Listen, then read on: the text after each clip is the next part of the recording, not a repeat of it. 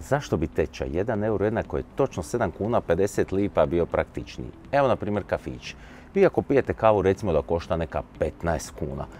U eurima da je tečaj 7,50, to bi bilo točno 2 eura. I sad ako kafići ne žele povećavati cijenu kad ulazimo u eurozonu, točno 15 kuna se prebaci u 2 eura. Ovako s tečajem 7,5345, tih 15 kuna je 1,99 eura.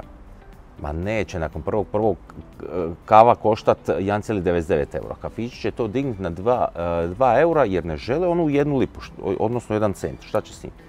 E sad, pazite ovo. Znači, ako do 31.12. kava bude 15 kuna, odnosno u eurima 1,99 i onda kad se uvedu u eurima, oni će htjeti da to zaokruži na 2 eura, što je zapravo 15 kuna i 7 lipa. Je li to neopravdano podizanje cijena? Onda su oni prekršili etički kodeks ili nisu? Je li to po vama opravdano ili neopravdano da se sad to zaokruži na 2 eura? Inače, ovaj tečaj 7,5345, ma nije on slučajno da je neko odabra nasumce neki broj.